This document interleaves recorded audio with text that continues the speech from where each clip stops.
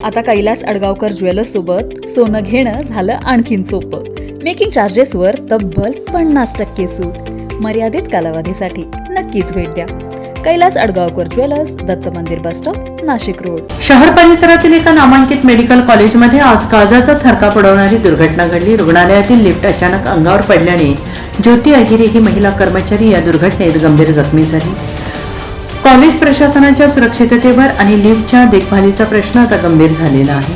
समोर आलेल्या माहितीनुसार ज्योती अहिरे या मेडिकल कॉलेजमध्ये आपले दैनंदिन कामकाज करत होत्या. काम करत असताना त्या लिफ्टमध्ये वाकून बघत असताना वरून येणाऱ्या लिफ्टचा त्यांना अंदाज न आल्याने त्यांचं डोकं आणि मान लिफ्टमध्ये अडकली. ही बाब लक्षात येताच येथील तात्काळ डॉक्टर, स्टाफ आणि कर्मचारी यांनी त्यांना या लिफ्टमधून बाहेर काढून त्यांच्यावर अतिदक्षता विभागात उपचार सुरू केले.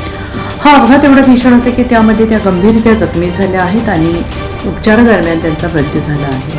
आणि याबाबत नाशिकच्या आडगाव पोलीस ठाणे येथे संबंधित मेडिकल कॉलेज प्रशासन आणि डॉक्टर, अधिकारी यांच्यावर गुन्हा दाखल करण्यात आलेला आहे. 8 वाजता कामावर आली.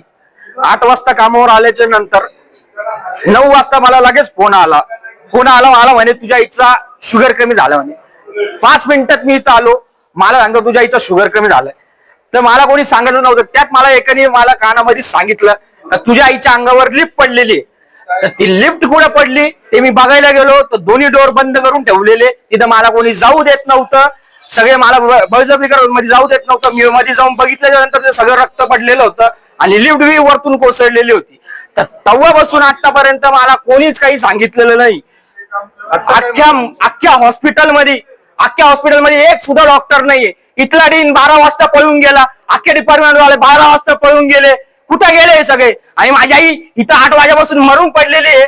या डॉक्टर म्हणतात तुझी आई जिवंत आहे. मग मरून इथं सगळे तिचं आयसीयू मधले सगळे मीटर डाऊन आम्हाला चुत्यात काढून राहिले का तुझी आई जिवंत आहे. आणि मग मीटर डाऊन कस काय सगळे? आम्ही काय चुत्या दिसलो का? आता काय भूमिका तुमची?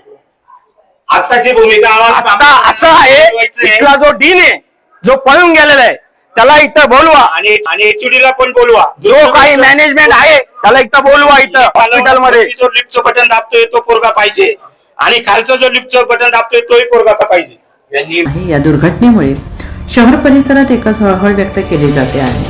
NCN न्यूजसाठी रोहन देवी, नाशिक.